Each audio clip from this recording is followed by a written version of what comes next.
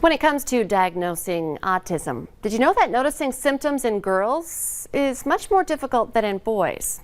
That was surprising when we first read it.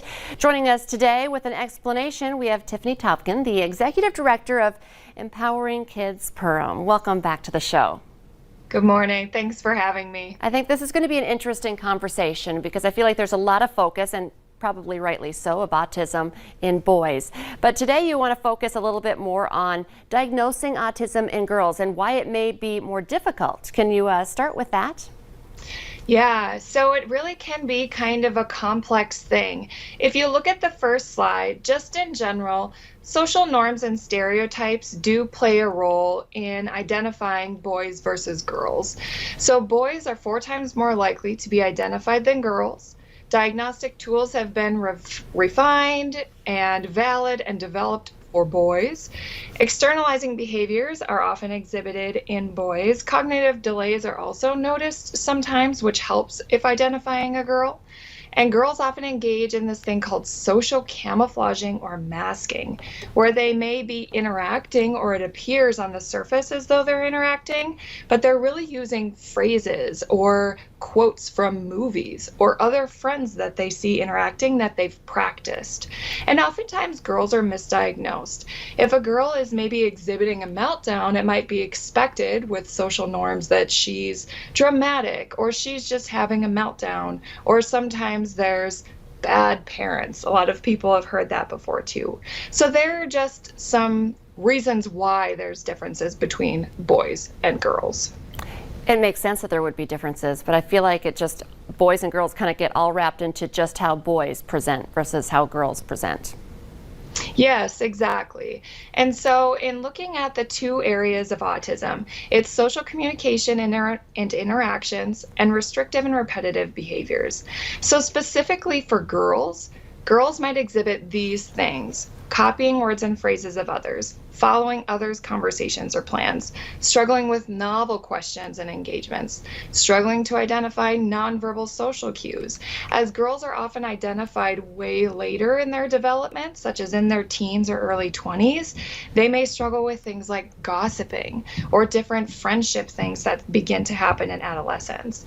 And often when interacting with girls, they'll have a difficulty stating emotions. They'll just state facts. So they'll say, like, "How was your day today?" "I didn't have gym." And then the conversation continues on rather than saying, "How did it make you feel?" They may give a non-response, or just again kind of state facts, or just give a core response of an emotion like mad. And then the second area that have differences for girls on the 3rd slide is again that theme of novel and new. Setting up new play scenes is really difficult for them. They need routine. They may avoid showering, brushing their hair, putting on perfume or deodorant because the overwhelming sensory experience that they have. They may display intense emotions. They may have atypical body movements, sit on the couch weird, kind of stand or lounge in a different way, have an atypical walk, or be way too close and touching their friends, or maybe be too far away. So these are just some of the things that you might notice that are different between boys and girls. But oftentimes people will just say, "Well, that's a girl, she's just emotional."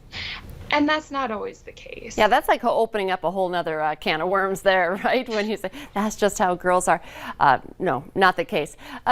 How about when we talk about treating or, different therapies versus, girls versus boys? As you talked about diagnosing boys versus girls, is your approach different than boys versus girls?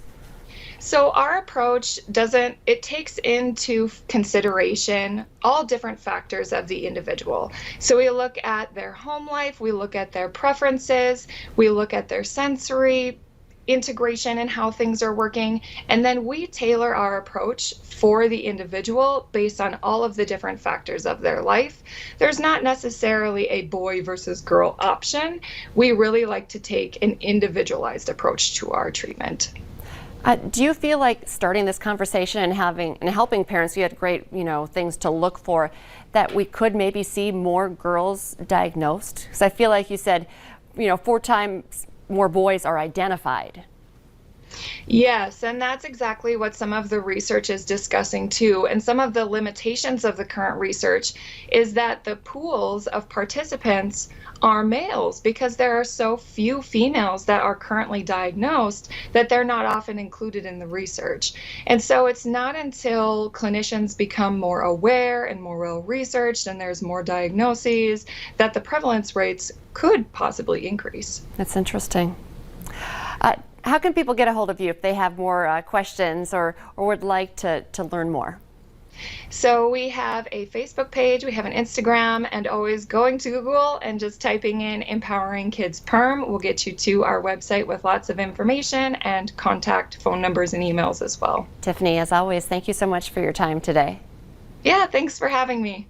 Stay with us. Coming up next on North Dakota Today, there's still time to get out and get a Mother's Day gift before Sunday, and we have some great options for you coming up with Hair Success next.